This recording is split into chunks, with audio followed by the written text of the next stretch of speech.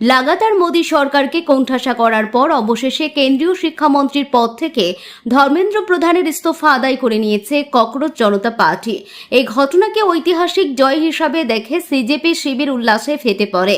তবে সেই জয়ের উল্লাস ও পার্টি করার ভিডিও সোশ্যাল মিডিয়ায় ভাইরাল হতে শুরু হয় তীব্র বিতর্ক ও সমালোচনা। এই পুরো পরিস্থিতি নিয়ে এবার মুখ খুলেছেন দিল্লির যন্তর মন্তরে এই আন্দোলনের অন্যতম প্রধান মুখ তথা ২৬ দিন অনশনকারী বিশিষ্ট সমাজকর্মী সোনাম ওয়াংচুক।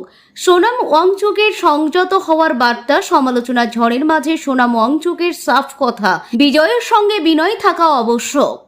তিনি সিজেপির সমর্থক ও তরুণ প্রজন্মকে অত্যন্ত স্পষ্ট ভাষায় আহ্বান জানিয়ে বলেছেন যে এই জয়ের মুহূর্ত উদযাপনের সময় প্রত্যেকেরই মর্যাদা, সংযম ও দায়িত্ববোধ বজায় রাখা উচিত। উল্লেখ্য, দিল্লির যন্তর মন্তরে সিজেপির নেতৃত্বে চলা এই ছাত্র আন্দোলনের প্রধান মুখ হয়ে উঠেছিলেন ওয়াংচুক।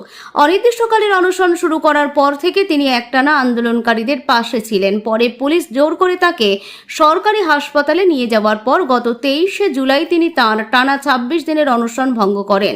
এর আগে সরকারের পক্ষ থেকে তাঁকে নিশ্চয়তা দেওয়া হয়েছিল যে ছাত্র বিক্ষোভকারীদের বিরুদ্ধে কোনো আইনি পদক্ষেপ করা হবে না এবং প্রশ্নপত্র ফাঁসের জেরে আত্মহত্যা করা নিট পরীক্ষার্থীদের পরিবারকে উপযুক্ত ক্ষতিপূরণ দেওয়া হবে।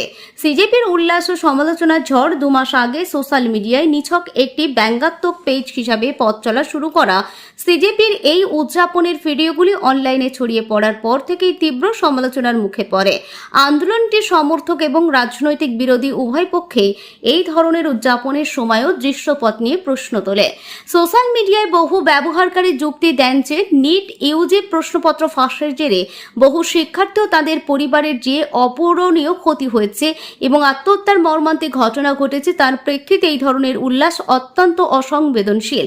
পাশাপাশি অনেকেই আঙুল তুলেছেন সিজেপি নেতৃত্বের দিকে। তাদের অভিযোগ, যখন দেশের বিভিন্ন রাজ্যে সাধারণ বিক্ষোভকারীরা এখনো গ্রেপ্তার ও পুলিশি হেনস্থার আশঙ্কায় দিন কাটাচ্ছেন, তখন নেতারা বিজয় উৎসবে মগ্ন। প্রবীণ আইনজীবী মহেশ জেঠমালানিও কটাক্ষ করে দাবি করেছিলেন যে ধর্মেন্দ্র প্রধানের ইস্তফার পর সিজেপি নেতৃত্বে একটি বিলাসবহুল ৫ তারকা হোটেলে পার্টি করছেন।